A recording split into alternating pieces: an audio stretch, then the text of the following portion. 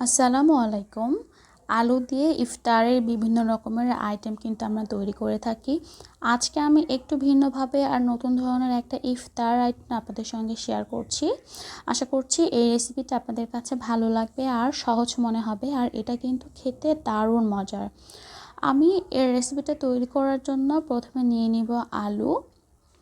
একটু লম্বা সাইজের আলু এখানে নিতে হবে। আপনারা যেভাবে ফ্রেঞ্চ ফ্রাই করার জন্য আলুগুলো কেটে নেন, সেমভাবে আলুগুলো কেটে নিতে হবে। একটু মোটা করতে হবে, কারণ ফ্রেঞ্চ ফ্রাইয়ের আলুগুলো একদমই বেশি চিকন থাকে। আর এই আলুর স্লাইসগুলোকে আমি একটু মোটা করে কেটে নেব, তা না হলে যখন আপনারা ভাজতে যাবেন তখন ভেঙে যাওয়ার চান্স থাকবে। আলুগুলোকে ছিলে নেওয়ার পরে আমি এগুলোকে কেটে নিব। আর এই রেসিপিটা আশা করছি আপনাদের কাছে ভালো লাগবে, কারণ আমি একটু ভিন্নভাবে আর খুব সহজভাবে এই রেসিপিটা আপনাদেরকে দেখানোর চেষ্টা করছি। এটা একবার তৈরি করে দেখবেন, বাসার সবাই খুব মজা করে খাচ্ছে। বিশেষ করে বাচ্চারা এটা আরও বেশি পছন্দ করবে। আলুগুলোকে আমি এভাবে কেটে নিচ্ছি, দেখে নিশ্চয়ই বুঝতে পারছেন একদম বেশি কিন্তু চিকন করছি না।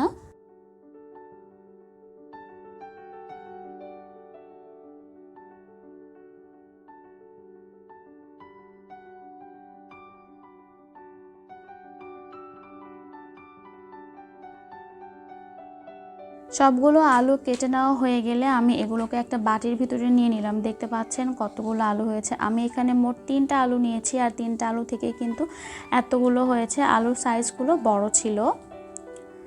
এখন আমি এর মধ্যে পরিষ্কার পানি দিয়ে দিলাম, আর আলুগুলোকে ভালো মতো ধুয়ে নিব। 2 থেকে 3 বার ধুয়ে নিলেই কিন্তু হয়ে যাবে।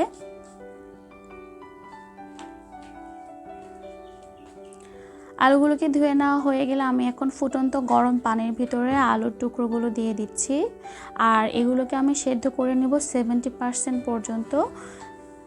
একদম বেশি পুরোপুরি সেদ্ধ করে নেওয়া যাবে না, তাহলে আলুগুলো ভাজতে যাওয়ার সময় কিন্তু ভেঙে যাওয়ার চান্স থাকে। আমি এর ভিতরে দিয়ে দিলাম 1/2 চামচ পরিমাণ লবণ।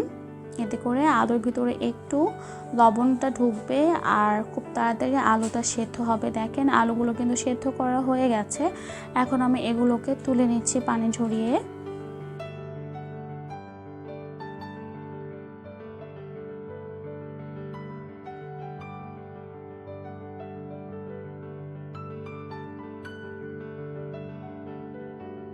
আলুগুলোকে উঠিয়ে নেওয়ার সঙ্গে সঙ্গে একটা ছড়ানো পাত্রে রাখতে হবে, যেন আলুটা তাড়াতাড়ি ঠান্ডা হয়ে যায়। কারণ আলু যদি বেশিক্ষণ গরমের ভিতরে থাকে তাহলে কিন্তু এমনিতেই সেদ্ধ হয়ে যায়।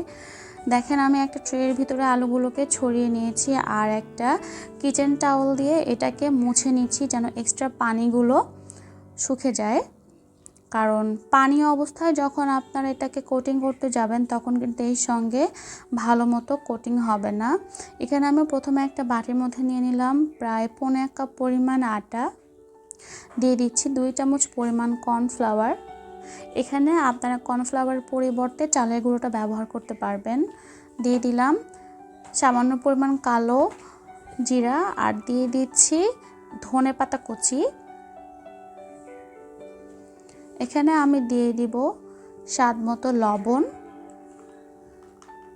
দিয়ে দিব সামান্য একটু মরিচের গুঁড়ো। এখানে আমি দিয়ে দিব 1 চিমটি আদা আর 1 চিমটি রসুন বাটা। এখন আমি সব কিছুকে ভালো মতো মিশিয়ে নেব। এখানে আমি পানি ব্যবহার করে এগুলোকে একটা ঘন ব্যাটারে তৈরি করে নেব। এটা কিন্তু পাতলা করা যাবে না, কারণ পাতলা করলে কিন্তু আলুর সঙ্গে ভালো মতো এই ব্যাটারটা কোটিং হবে না। এখন আমি একটা একটা করে আলু স্লাইস এই ব্যাটারে চুবিয়ে চুবিয়ে গরম তেলে ছেড়ে দিচ্ছি, আর চুলোর আঁচটা কিন্তু মিডিয়ামে থাকবে। এভাবে আমি সবগুলো দিয়ে দিলাম। একটু সময় নিয়ে ভাজতে হবে যেন একটু গোল্ডেন কালার হয়। এভাবে আমি সবগুলো ভেজে নেব। দেখেন সব দিকে কিন্তু খুব সুন্দর মতো কোটিং হয়েছে। একটা ব্যাচ উঠিয়ে নেওয়ার পরে কিন্তু আবার একটা দিয়ে দিয়েছি। এখন আমি তেল ঝরিয়ে উঠিয়ে নিচ্ছি। দেখেন কতটা ইয়াম্মি হয়েছে। আপনারা যদি ইফতারে এই আইটেমটা রাখেন, এটা কিন্তু একটা নতুন ধরনের ইফতার আইটেম হবে, আর দেখতেও কিন্তু খুবই সুন্দর হয় আর খেতেও কিন্তু খুবই মজা। এটা অবশ্যই আপনাকে গরম অবস্থায় খেতে হবে, তাহলে অনেক বেশি ক্রিস্পি থাকবে। আমার রেসিপিগুলো যদি আপনাদের কাছে ভালো লেগে থাকে তাহলে অবশ্যই আমার চ্যানেলটি সাবস্ক্রাইব করবেন আর পাশে থাকা বেল বাটনটিতে ক্লিক করে দিবেন।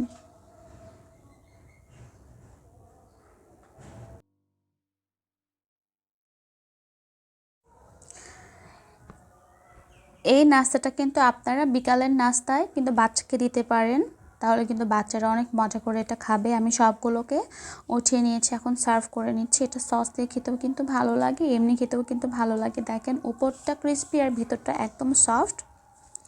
এতক্ষণ যারা আমার সঙ্গে ছিলেন, আমার রেসিপিটা পুরোটা দেখেছেন, তাদেরকে অসংখ্য ধন্যবাদ। দেখা হবে আবার নতুন কোনো পর্বে। সে পর্যন্ত ভালো থাকবেন। আল্লাহ হাফেজ।